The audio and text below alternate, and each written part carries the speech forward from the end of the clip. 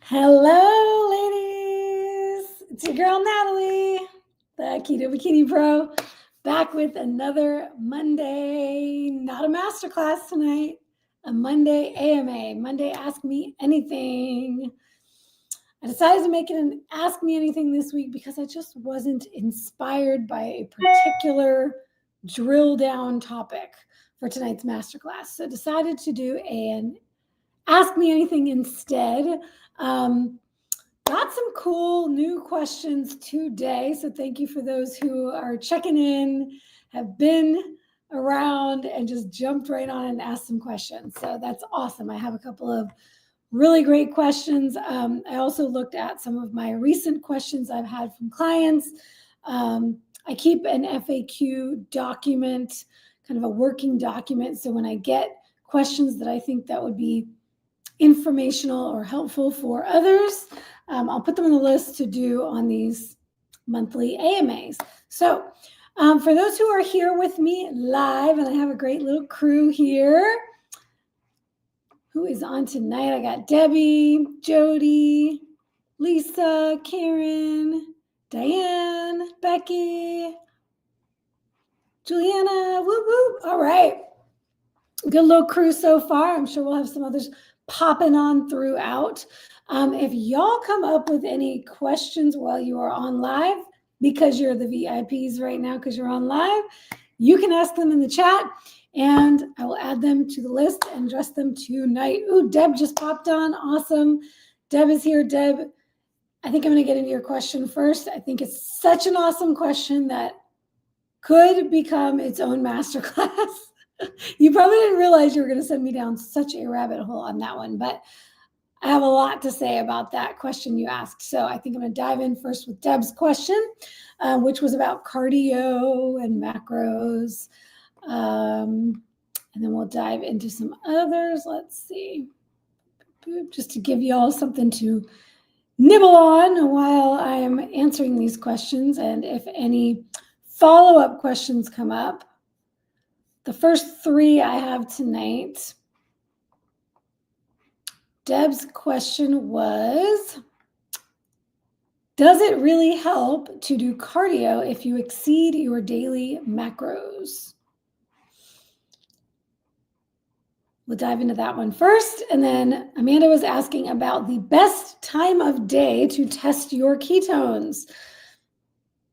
She said she's getting mixed information online. Could I do it as soon as I wake up or should I wait? And if I do wait, the next opportunity would be after I walk my dog. Not sure if that matters. So we'll dive into timing of ketone testing in terms of time of day, fasted, post-meal, post-workout, all that good stuff. I'll also dive into some blood glucose testing while we're talking about testing ketones. And then Lana had a question the other day in the academy about what to look for in a good fish oil supplement. And that is not something I've addressed before in depth. I just, before I answered her, I was like, oh, this is going to take a little while. So I ended up probably giving her a bigger answer than she even expected. I don't think that's something that I've addressed on my prior supplement masterclasses. So I want to cover that tonight as well. So y'all know those are the first three questions. They're all totally different questions. So if you have any question in the realm of keto, carnivore, diet, body composition, weight training, cardio, anything in the realm of fitness, nutrition, low carb, mindset, I love mindset stuff, supplements, feel free to drop them in the chat and I will add them and we will dive into more of these tonight. Dustin is on. What is up? Shout out, Keto Simple. Happy Monday to you. Love it. All right. That's so funny, Juliana, that you said. Juliana must know me.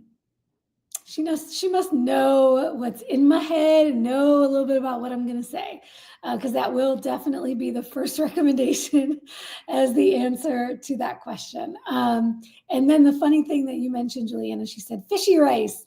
I'm going to talk about that when I get to that one as well. Juliana knows I have a little trick of the trade for consuming fish if you don't like fish. And I know this will be helpful for Lana as well, because the reason Lana was asking that question is because she doesn't eat fish, never has been able to handle it. So we'll get to that. I'll definitely be diving in there. So I love you. Yes, Dustin, exactly. Aren't most omega-3 supplements rancid? That is a big, big issue with fish oil and omega-3 supplements. So yeah, y'all are on the right track. You already know. I love it. This is my tribe, y'all. This is my tribe. Okay, so let's dive into this first question about cardio and managing your caloric intake with cardio if you overdo it on your macros. Boy, do I have a lot to say on this. So Deb's question was, does it really help to do cardio if you exceed your daily macros? And it looks like she did a little Google searching on this because she got an answer from AI that she is basically asking for my thoughts on this response she got from the AI. Now, what's interesting is I'm going to show you and explain to you how her AI answered that question, and then how my AI answered that question, because I took her question and I put it into my Google search, and my AI gave me a different answer. So my AI is clearly a part of my tribe as well and knows me as well as you do. Bubbles says, you've taught us well. That's right. I love it. I love it when it's clear that I'm preaching to the choir, because y'all have been around for a little while and you picked up some things. So clearly my AI has picked up on some things as well, because it's going to be interesting. I think the first thing I'm going to do is I'm going to share with you the answer that her AI gave her, and then I'm going to share with you the answer mine gave me, and then I will extrapolate. Am I using that correctly? On that and give you my thoughts. So Deb's AI says, yes, increasing cardio can help if you went over on your macros, because it burns additional calories, which can help offset the excess calories consumed and bring you closer to your overall calorie goal for the day, even if you exceeded your macro targets for a specific nutrient like carbohydrates, protein, or fat. So before I respond to that, here's what my AI said. While doing cardio can still provide cardiovascular benefits, even if you exceed your daily macros, it won't necessarily counteract the effects of overeating. If you consume more calories than you burn overall, you will still likely gain weight regardless of the amount of cardio you do. Key points to remember. 1, calorie balance is key. To lose weight or maintain a healthy weight, your overall calorie intake needs to be less than or equal to your calorie expenditure, meaning even with cardio, if you eat too many calories, you can still gain weight. Point number 2, cardio benefits. Despite not fully negating overeating, cardio still offers benefits like improved heart health, endurance, and can help manage blood sugar levels. Number 3, consider your goals. If your goal is to lose weight, focusing on a balanced diet by staying within your macros is more important than just adding extra cardio when you overeat. What my AI says to do if you exceed your macros: adjust future meals. If you overeat one day, try to compensate by eating smaller portions or making healthier choices in the following meals. Secondly, focus on overall consistency. Aim to stay within your macros most days of the week, and don't rely solely on cardio to make up for occasional overeating. That last point in particular sounds like I wrote it myself. So, yeah, a few things here that Karen and Deb are already picking up on. They both focus a lot on calories, which, as we know, is a very rudimentary understanding of nutrition and body composition and how the body works, right? Calories are basically, I would say, the elementary understanding. If you know nothing else, then maybe at least understanding or focusing on calories could be helpful for someone who knows absolutely nothing else about nutrition and how the body works. However, when we're talking about macros, when we're talking about nutrition, when we're talking about bodily function, wellness, health, body composition, calories are not the end all be all. It is not the only thing we look at. In fact, we don't even really need to look at calories when we're focusing on macros. So when you understand macros, even to a small degree, you understand that they are not all created equal, not just because of their caloric content, but their nutritional content, what they do in the body, how they benefit the body, all those things, right? So it's not as simple as calories. However, I'm going to get into this discussion of cardio and some of these other recommendations that my AI gave, like adjusting your meals and things moving forward to manage your overall intake. Is essentially the way I like to consider. Anytime you hear the word calorie, I want you to just think overall intake of food, because that's essentially what it's trying to say when people use the term calories. They're generally talking about overall consumption of food, and they're talking about usually consumption of fuel, meaning energy calories, carbs, and fats. So let's dive into some of these things here. In general, yes, cardio is more than just a tool to manage caloric intake. It does have other benefits for fitness and overall health and wellness. Ideally, we don't want to be using or abusing, which I'm going to get into in a minute, cardio for the purpose of making up for things that we do or don't do with our diet. That is a very dangerous, slippery slope that can lead into disordered eating patterns. So I'm going to dive a lot deeper into that in a minute. Now, what else do I want to say about this? My AI got it a lot more right than Deb's did, but it still missed the boat on some of these things. All right, let's just dive into how I would answer the question.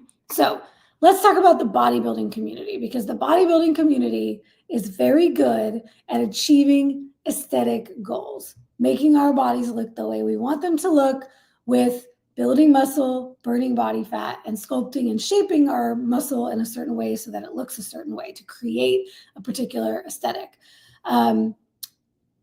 Cardio is a tool that is used by bodybuilders primarily for fat loss in a cutting phase. That in and of itself is a flaw with the way bodybuilders do things compared to, let's say, other forms of fitness and exercise. Let me just put it to you right here, right now, like this.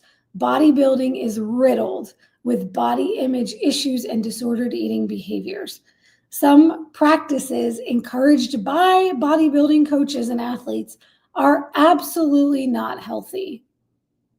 So while I take what I find beneficial from the bodybuilding space, from my experience as a bodybuilder, into my coaching and the way that I coach and train and teach my clients and my members how to create the body that they want, I leave out a lot of the junk that you will find still touted by some very highly successful bodybuilders and bodybuilding coaches in the space. So all that to say, cardio for bodybuilding is primarily used for fat loss for this reason. It is used to drive that caloric deficit, to drive you into a deficit during a fat loss phase. And what we do well, what I would say not so disordered, is that as bodybuilding coaches, what we will do is we will recommend and manage cardio recommendations alongside macro adjustments and recommendations along a cutting process or a fat loss phase. Good coaches will be very careful to instruct their clients how much cardio to be doing, when to add, when not to add, when to make changes to macros. And we do that in a very strategic process so that we're not just driving this insanely low amount of food and this insanely high amount of cardio. A lot of coaches do excessive cardio and or have you in a very depleted state of nutrition by not giving you enough macros. Okay, good coaches know how to manage that closely so that we're not crushing you without giving you much nutrition and making you do a lot of cardio. So we use that side by side, right? So you might have a cardio recommendation of here's your macros we want, your assigned macros we want you to hit, and here's how much cardio we recommend doing, if at all, depending on the phase you're in, depending on what your goals are, depending on your progress. We're going to look at that week by week and make minor adjustments here and there. I always start, and my first recommendation is always to start with understanding your current level of daily activity. Using something like a tracker, a smartwatch, even a cheap pedometer, something that will tell you roughly how much you're moving in a day. We don't look at caloric burn from those things because they're always incorrect. They are inaccurate. There's not a single tech tool of the day that can tell you exactly how many calories you're burning in your day, in your activity, in your exercise. So don't get used to relying on the caloric burn that these things are telling you because it's just not going to be accurate. I rather look at step count. Now, step count can be inaccurate as well if you're biking or doing things where it's not even tracking steps. But it gives you an idea, it gives you a starting place to go by, just how active am I? And we start from there before we even add cardio. And then we look at adding cardio.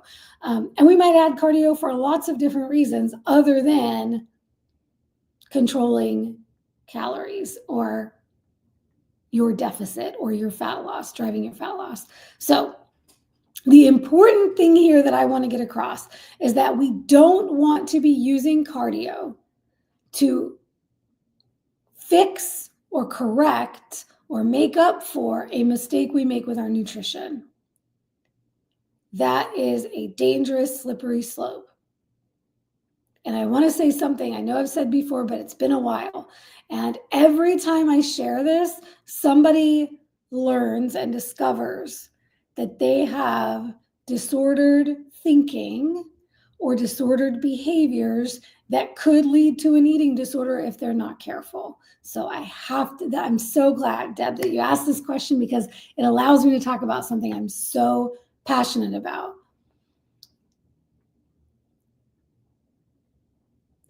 Excessive cardio is a form of purging. Purging is not just throwing up. There are many ways that bulimics purge, and cardio is one of them. Or working out, exercise. Usually it's some sort of cardio exercise because they're trying to control those calories, which is what the AI was telling you was a good idea. That's absolutely not. So here's something I want to read from the DSM-5, which is the diagnostic, I always forget, it's mental health diagnosis. So this is the diagnostic criteria for eating disorders and what it states for bulimia in the current DSM-5. Recurring binge eating episodes characterized by the following: eating large amounts of food within a 2-hour period with a sense of lack of control, recurring inappropriate compensatory behavior. This is the term I want you all to remember. Any compensatory behavior is considered purging. meaning it is a behavior that you do to make up for something you did. And in this case, it would be binge eating or overeating. So vomiting, use of laxatives, exercise, diet pills, and on and on. Any of those are considered purging. So binge eating and compensatory behaviors occur on average. This is what makes it a diagnosis of bulimia. Binge eating and compensatory behaviors occur on average at least once a week, one time a week, y'all, one time a week for at least 3 months. So I have shared that with others before who had light bulb moments. Oh my gosh, I had no idea that what I was doing was disordered.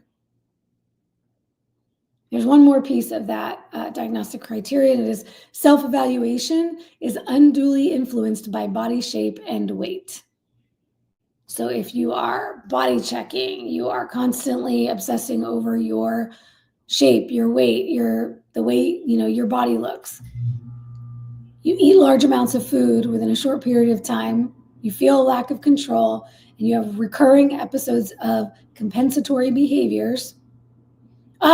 Thank you, Tina, because this was one that was in my notes that was not included there, but I did want to bring it up. My girl. Starving yourself for days after a binge. What does this look like? What could this look like? And what does this look like many, many times in the ketogenic space? Fasting. That's it. Karen's got it. Fasting after a slip up. Just because we call it fasting does not make it okay. What you're doing is starving yourself to make up for overeating, and that is disordered. So it's not just in the bodybuilding space. It is very much this whole feasting and fasting. What do they call the feasting these days? They have a new term for it that's supposed to make it okay now. I know y'all know what they're calling it these days. Just another term for binging and gorging yourself. And then they tell you to fast afterwards. It's absolutely disordered.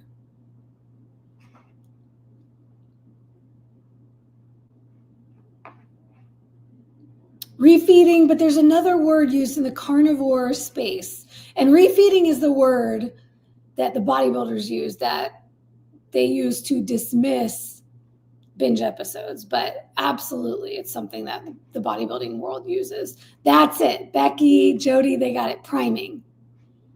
You're now hearing this priming word in the carnivore space. It's just another word for binging. What they're trying to get you to do when they're encouraging you to prime is just eat enough. Eat enough food for your body.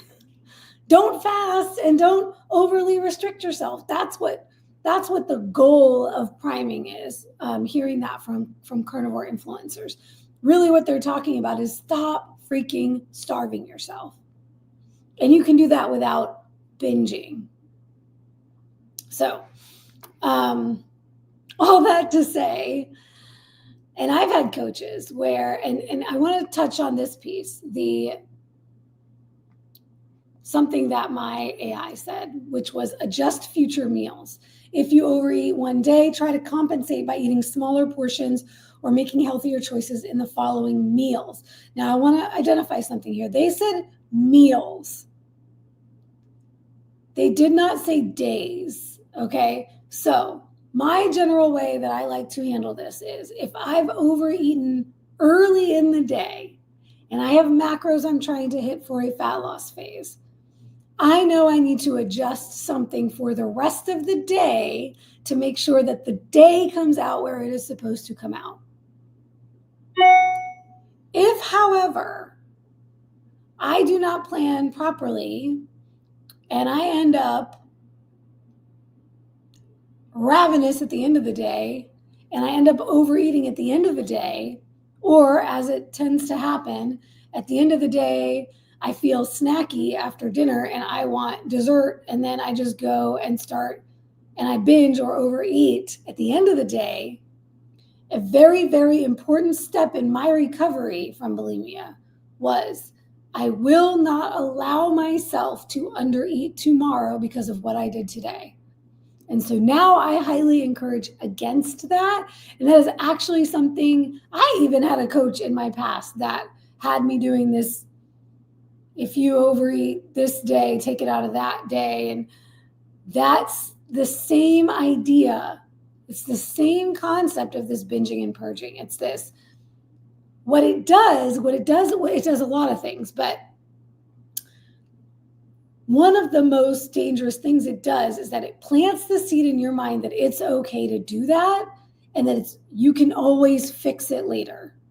And that little seed is one of the most dangerous things, because once you have that in your head, it is going to be very difficult to stop that pattern. So what I see happening a lot, and what actually happened with me throughout my bulimia relapse, was I wouldn't eat enough during the day because I had to make up for what I did yesterday. So now I have to undereat today, and I'll just fix it for yesterday. And then what happens?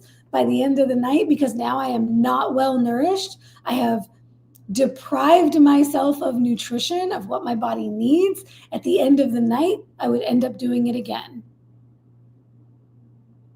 And then that happened day after day after day, weeks and months went by.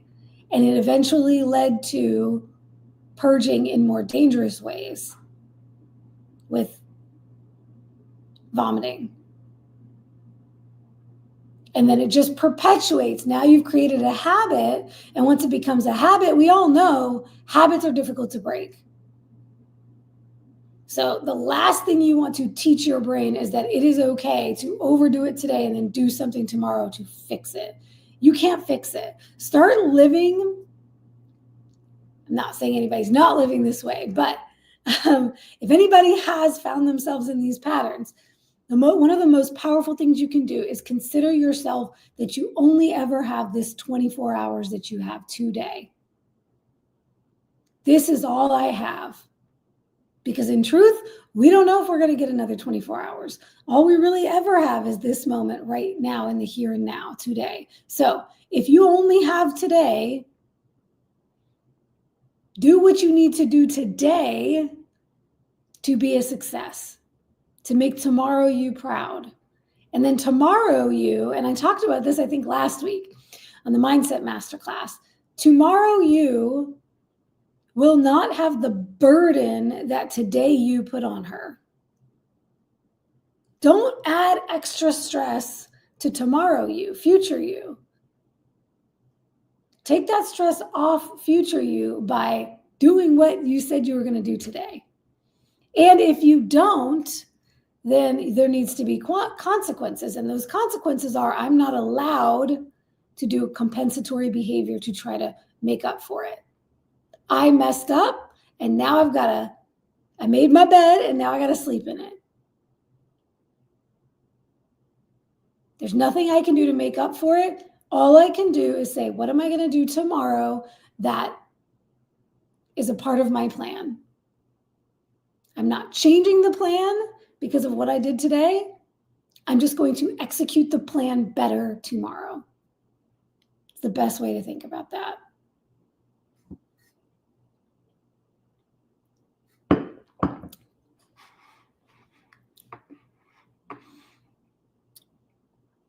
And it teaches your brain, like, here's a point that Karen's making. If I overeat or I have my last meal late, I'm not hungry as early the next day, so I have my first meal later, but I still go for my daily macros.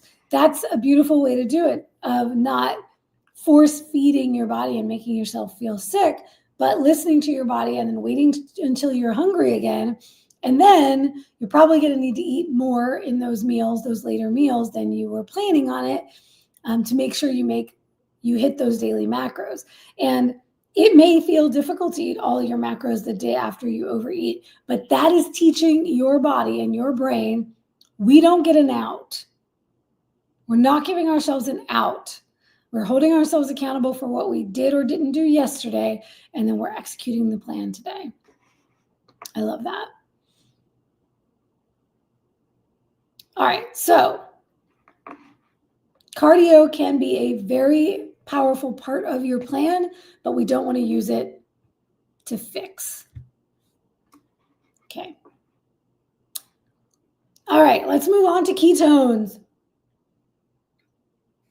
Amanda asks about the best time of day to test ketones.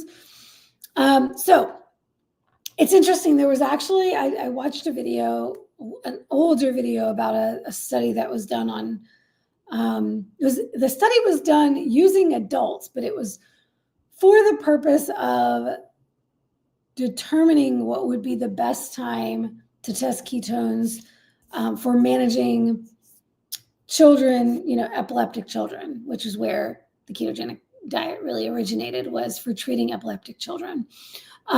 So what they discovered through that study was that the best time of day would be if you're using urine strips, first pee of the morning, last pee before you go to bed at night.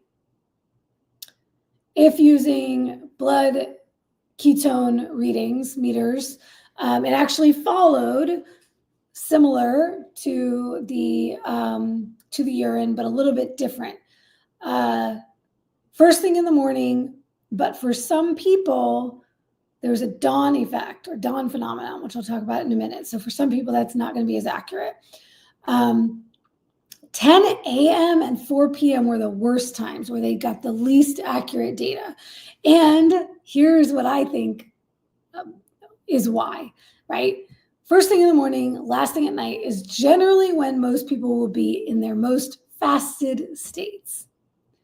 10 a.m. and 4 p.m., you might already have a meal, you're doing activity. So when we're talking about, I want to talk a little bit about testing fasted versus fed and rested versus active, right? Any of these things can change our blood glucose level and the level of ketones in our blood. So what I would recommend for you, Amanda, because Amanda mentioned either as soon as she wakes up or after she walks her dog would be the next opportunity in the morning. What I would say is actually to try both, because what you're going to want to do, and this is what I would recommend for anyone, is you have to find a baseline for where you are at, and then as you track it, you'll see what might change for you. So for me, throughout my last prep, I started tracking my ketones again because I was doing Rob Sykes' Keto Savage protocol, which is high fat for the purpose of driving you into deeper ketosis. So I was interested in testing my ketones, which before that I had not done for many, many years and never really worried about it. But in her case, she's interested in this for mental health purposes. So I would test first thing in the morning for you and get a baseline of what your readings look like first thing in the morning. If you find that they are over 100 consistently in the morning, you may want to wait until a little later in the morning. And I think it's fine if you do it after you walk your dogs. The more important thing is that you are testing under the same conditions for you around the same time for you, and then looking at what your numbers give you and how they change over time. So you're going to get a reading first thing in the morning that could be elevated because of this thing called the dawn phenomenon, which is essentially cortisol rises to wake us up in the morning. That's what wakes us up in the morning, which increases glucose. There's a relationship between blood glucose and cortisol. So some people have this dawn phenomenon where they are having a higher blood glucose first thing when they wake up, and later in the morning it starts to come down, which is why you might be seeing that you might want to wait an hour or 2 hours. So if you are still fasted, in a fasted state, you haven't eaten anything, after you walk your dogs, it would be really interesting to see how your blood glucose and your ketones change from waking up first thing in the morning to after activity while still fasted.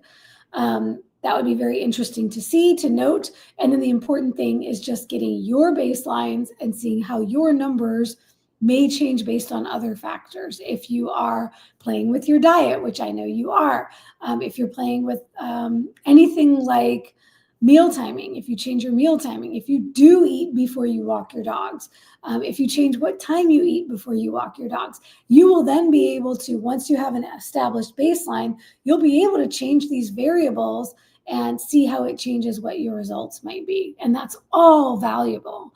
Another thing you might want to consider is after your first meal, before your second meal. So when you're getting hungry again, if hopefully it has been 3, 4, or 5 hours between meals, you may want to do it then, right before you do your next meal. You might want to do it right before bed, like they recommend in that study. Especially if you have a good 3, 4, or 5 hours between your last meal and bedtime. One more thought on ketone testing. There are many different ways to test your ketones. There are blood glucose meters. There are pee strips, the urine strips, and there are breath meters. I don't have any experience with breath meters. I've actually never used them. If anybody has, please feel free to drop it in the chat. Let me know your thoughts on your experience with the breath ketone meters. But typically the urine test strips are going to be the most valuable when you are first adapting. So you are switching from a standard American diet or a high carb diet, or maybe you've been on keto, but you've been eating a higher net carb or higher total carbs, and now you're bringing them down. Or maybe you've just had a departure from keto for a little while and you're going back to it. That first week or two would be the most beneficial for using the urine strips, because it's going to be what you are excreting out of your body. It is not it's not what's in your blood. It's not what's being used by the body. It's not what's circulating in your body. It is what is excreted. So when you're first adapting, it can be valuable because you don't even know if you're producing any ketones yet. So when it first you start peeing them out, you know at least that you're producing them.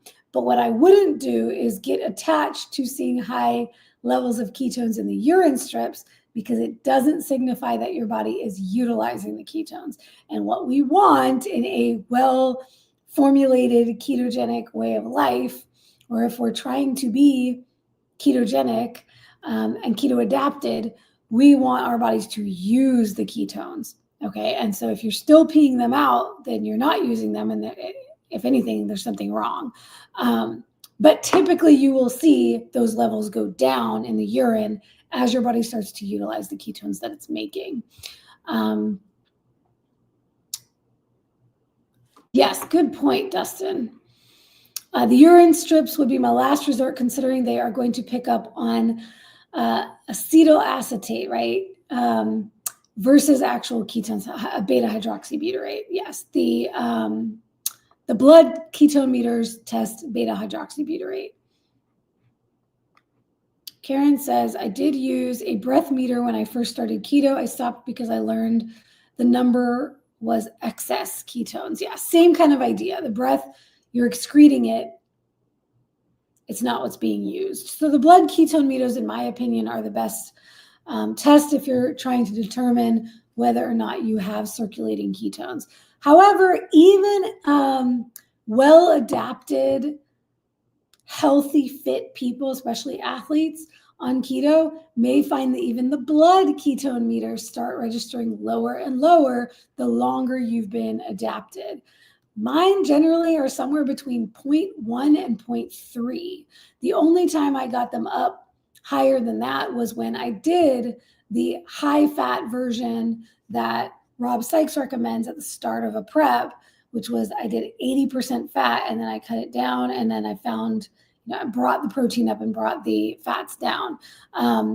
My highest readings were then, and then also when I started shortening my eating window and doing more cardio, which also lends itself to the previous conversation, and I was dropping my fats. And it was interesting because once I started dropping my fats and doing more cardio and having more time between my last meal and dinner. And I always tested mine in the morning. I never really played around with testing at other times of the day. Unless I saw something weird or I felt weird and I wanted to like see what might have been going on. But it was interesting to me that when I dropped the fat and increased my activity and ate earlier in the evening, that my ketones actually went up. And when you think about it, it's your body has to, when you are not giving it extra fuel, it has to utilize its own fatty acids. So it has to release fatty acids into the bloodstream to be used. So I think that that was a big part of why I saw that even when I wasn't eating higher fat. When I was eating higher fat, I think that they were higher in my blood simply because I had extra fuel, I had excess. And once again, so any ketone testing, ultimately what we don't want to end up with, especially when we're doing things for body composition, is chasing high ketones. And I understand in her case, it's a mental health thing, right? You're trying to optimize and manage mental health. So we do want higher ketones. However, really any of these tests can't tell you how well your body is utilizing the ketones. It's just what is either present, floating around in your blood, or being excreted. The blood is going to be better than what's being excreted, but still over time, you may find that they don't stay super high. And it's not something you necessarily need to be chasing unless you're noticing biofeedback, which is my favorite topic, which is understanding and learning our bodies and the symptoms that we're experiencing. Let's say you get mental health benefits at a certain level of ketones. And then when your ketones start dropping, if you do not notice any negative effects, then it may not be an issue for you. But if you notice that when your ketones start dropping, you start getting mental health symptoms again, then it might be something you need to pay attention to. So we are all unique individuals, and what works for one person may not work for another. So keep all of that in mind. But I definitely recommend testing both your blood glucose and your ketones together because it will give you more data than just the ketones alone.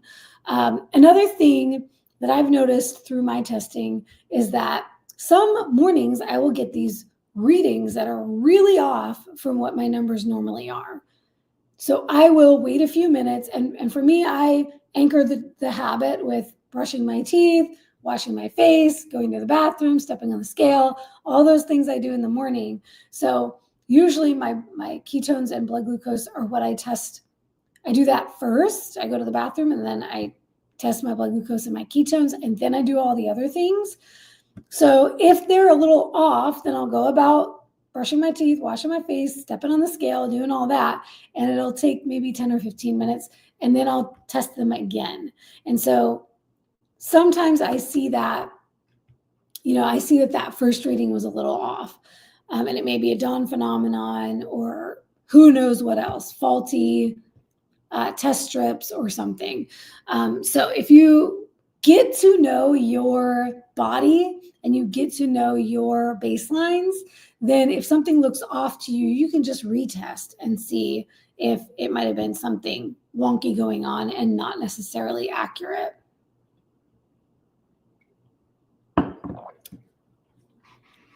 And then, of course, you also want to look at your lifestyle with that too. Sometimes when I get wonky readings, I'm like, oh, yeah, I ate later last night. I was still really full when I went to sleep. That makes sense. That's probably why my numbers are off. Or I don't know, maybe if there was something else different about that day before, then I might consider that. Oh, I had more carbs, whatever it might be. So consider your lifestyle, consider the day before, and then you may need to retest if something seems off. Okay, let's see. I saw a related question from Celeste. Thoughts on berberine, a functional functional doc told me to take it to get my average glucose down from 95, but I've been on it a few days and I've been at 70 or below all day. Yikes. Okay. Not that 70 or below is necessarily a bad thing, because it's not a bad thing for all people, but it could be a bad thing for some people if you don't necessarily want it that low. All that to say, berberine, here's the deal with berberine. It is very potent and it is not adaptogenic. So there's something you need to be careful with berberine because it will absolutely drop your blood glucose, whether you want it to or not. That's my concern with berberine, and it's why it's not something I generally recommend. And it's definitely something I always say, work with a practitioner on it. So if you're working with a practitioner on it, then I would bring that to them and they can look at the whole picture of your biofeedback. Are you getting symptoms with that? Are you feeling better? Are you feeling worse with your blood glucose that low? You may not need to be taking the dose that you're taking. Essentially, it can be concerning if, your blood glucose is already in a healthy level and then you take it and then it drops it more than you need it to be. So she says, I am shocked how strong it is. Yes, it is one of those that it's clinically significant and it rivals metformin for that reason. So in my opinion, it really should be considered like it's medicinal. So it's why it's not something I generally recommend for people, because a lot of the time, because if you're not testing, if you're not being very careful with these things, it can be dangerous for people to just take it.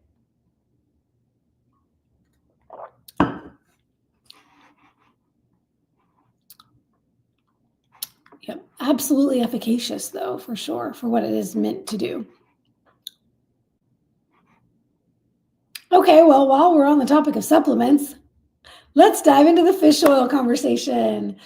All right, so Lana was asking about what to look for in a fish oil supplement. Now, she does not eat fish. She never has eaten fish. She can't stand it. She can't handle the fishiness, all that. All right, so I would say even if you're a person who does not like the taste of fish, can't handle fish, I would say it is still best to try and consume all you need to rival fish oil supplements is 2 servings a week. 2 times a week having 1 serving of oily fish, and then you don't need fish oil supplements. Consider that, okay? So if you can find any fish that you can handle just twice a week, 1 serving at a time, or half a serving 4 times a week, or a quarter of a serving, right? So you can, there's not 8 days in a week, so you can't do a quarter of a serving each time, but small amounts combined with other foods to where you don't taste it might be a better way to go about it than fish oil supplements. And that brings up what Juliana mentioned earlier, which is COACHNAT's fishy rice or fish rice.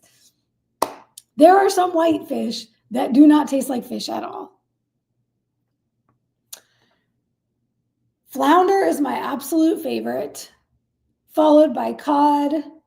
If I could afford halibut, I would eat halibut all the time. And then I would probably put mahi-mahi in that camp.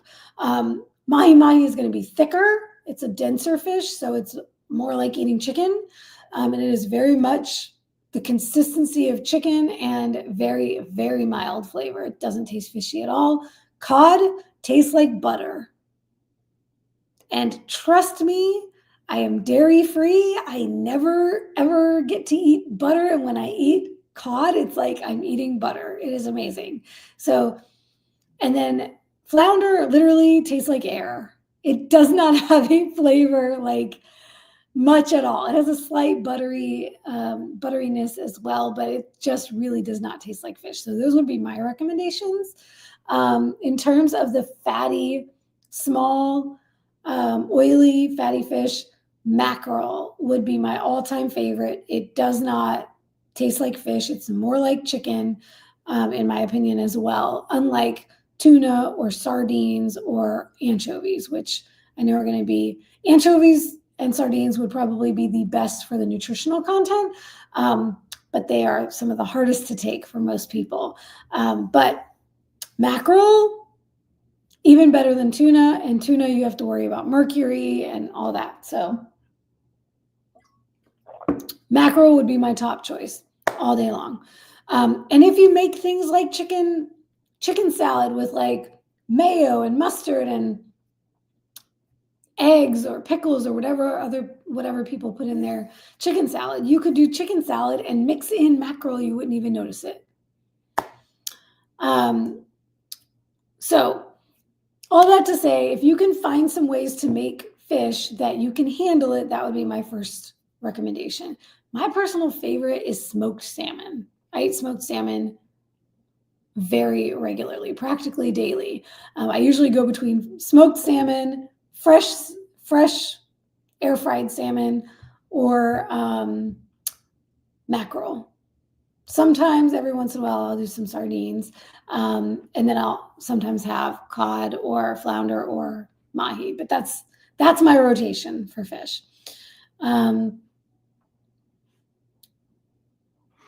Oh yeah, Amanda brought up a good point in the group today too, in the academy.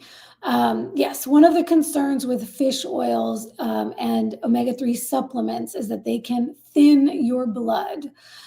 So that can impact things like if you have a surgery scheduled or something like that, or things you need to worry about in terms of blood thinning and bruising. So she said the supplements made her bruises worse, but eating sardines did not. And that is going to be the case. The overarching theme with supplements is that it's always going to be best to get your nutrients, your micronutrients from food sources as much as humanly possible. There are some things that are much more difficult to get in food form these days because of our depleted soils and unfortunately farming practices and things of that nature that make our food less nutritious than it once was. However, whenever you can possibly get these things from food, you are not generally going to have the side effects and the concerns with toxicity levels of like getting too much of something, getting a toxic level of something, and getting these side effects that you would get from supplements because it's in its natural form as we were meant to consume it with the other cofactors, the other nutrients that come with it, things that balance it out in our bodies. So food form is always going to be best.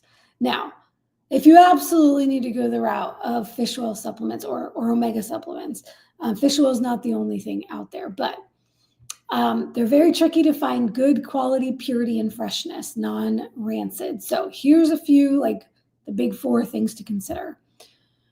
1, look for oils that are derived from 1 to 3 species of fish, and it should list what the species are. I have a supplement dispensary that I can offer to clients and members of the academy. So if you're a member of the academy, you're a client, you can reach out to me. I can make supplement recommendations via my dispensary and you can order them through there. My dispensary has well-vetted quality brands that I don't have to worry about. Now, I still go through and rigorously check the brands that are in my dispensary to make sure I'm choosing supplements that I would recommend. So within that, there are still lots of options because I don't just trust a brand forever. I still like to look at the fine print. So I would say any brand you're picking up, look and see what the fish species are. A lot of the time it'll be sardines, anchovies, and maybe one other type of fish. Or it might be cod liver oil, or it might be krill oil. Krill is not a fish. It is a crustacean, I believe. Anyway, krill oil is a great option. It has a good EPA to DHA ratio, and it can be more absorbable than a lot of fish oils. So the main thing, though, is that you don't want to go for a generic fish oil that just says fish oil and it's just a combo of a bunch of species and they don't tell you what it is.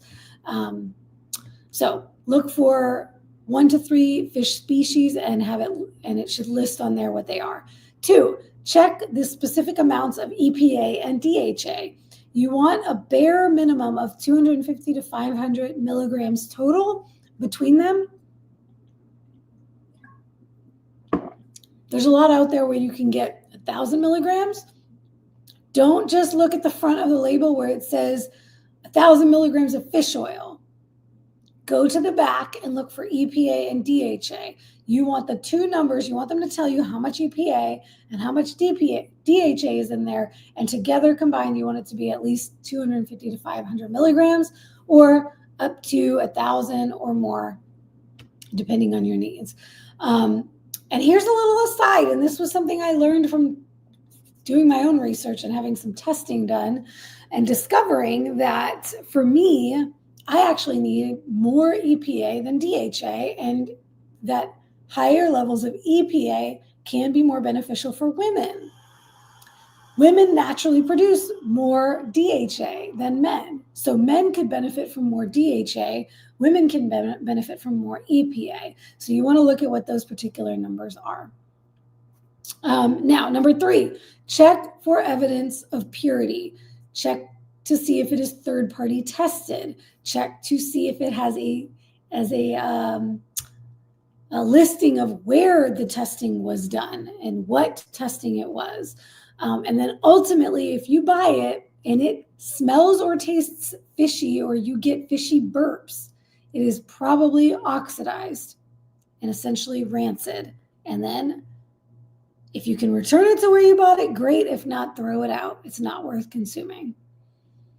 And then finally, this was an interesting one that I learned going down rabbit holes. Check the form that it's in. A triglyceride form is the most bioavailable. So look for phrases like triglyceride form or re-esterified triglyceride. It might say RTG, little r, big T, big G on the label. Or krill oil, for example, is generally going to be more bioavailable. So look for triglyceride form or RTG. And then finally, what I like to say about all supplement considerations, and I talked about this on my supplement masterclasses. I've done a couple of those now. Any new supplement, you want to be checking it against any medications or other supplements you're taking to be sure they are not contraindicated. So there's a website called drugs.com. They have a interaction checker at the top of the nav bar. Click on that interaction checker and you can check any new supplements against any, particularly you want to check it against any pharmaceuticals that you're taking. You may want to check it against other supplements that you're taking. If you're taking a boatload of supplements, this is a reason not to take a boatload of supplements because you do need to be concerned about how different supplements may interact with one another. And if you're ideally working with a provider or a practitioner, bring anything new you're considering doing to them before you start doing it so they can give you their thoughts and they can tell you about any medications they have prescribed for you and what may or may not be a good addition to your supplement regimen. All right, that wraps up those questions. Y'all know I like to talk a lot, so I can make 3 questions last an hour. Good times. Anybody else have any new, different questions or follow-up questions from the big 3 tonight?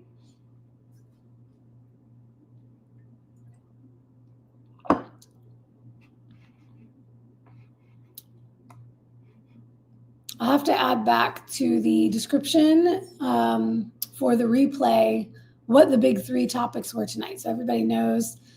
I'll start doing that for these Q&As. Put the questions that were addressed on the Q&A, so if you're watching the replay later, you can say, oh, okay, that's what I want to hear more about. You can just jump to it if you want to.